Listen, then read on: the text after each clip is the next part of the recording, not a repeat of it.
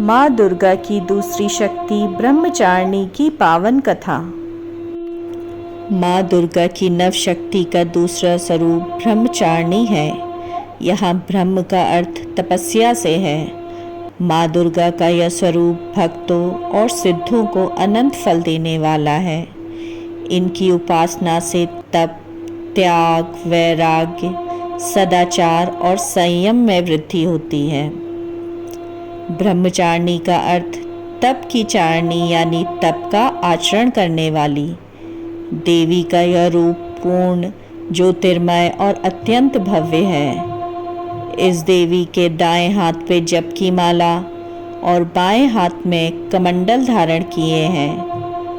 पूर्व जन्म में इस देवी ने हिमालय के घर पुत्री के रूप में जन्म लिया और नारद जी के उपदेश से भगवान शंकर को पति रूप में प्राप्त करने के लिए घोर तपस्या की थी। इस कठिन तपस्या के कारण इन्हें तपचारिणी अर्थात ब्रह्मचारिणी नाम से अभिहित किया गया। 1000 वर्ष तक इन्होंने केवल फल फूल खाकर बिताए और 100 वर्ष तक केवल जमीन पर रहकर शाक पर निर्वाह किया।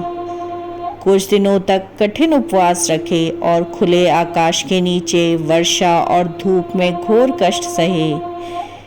3000 वर्ष तक टूटे हुए बेलपत्र खाए और भगवान शंकर की आराधना करती रही। इसके बाद तो इन्होंने सूखे बेलपत्र खाना भी छोड़ दिया। कई हजार वर्षों तक निर्जल और निराहार रहकर तपस्या करती रही। पत्तों को खाना छोड़ देने के कारण ही इनका नाम अपर्णा नाम पड़ा है। कठिन तपस्या के कारण देवी का शरीर एकदम क्षीण हो गया। देवता, ऋषि, सिद्धगण, मुनि सभी ने ब्रह्मचारिणी की तपस्या को अभिभूतपूर्व पुण्यकृत बताया, सराहना की और कहा, हे देवी, आज तक किसी ने इस तरह की कठोर तपस्या नहीं की। यह तुम्ही से ही संभव थी।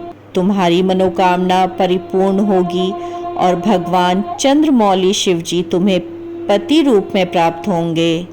अब तपस्या छोड़कर घर लौट आओ। जल्द ही तुम्हारे पिता तुम्हें बुलाने आ रहे हैं। इस देवी की कथा का यह सार है कि जीवन में कठिन संघर्षों में भी मन विचलित नहीं होना चाहिए। माँ ब्रह्मचारिणी देवी की कृपा से सर्व सिद्धि प्राप्त होती है। दुर्गा पूजा के दूसरे दिन देवी की इसी स्वरूप की उपासना की जाती है।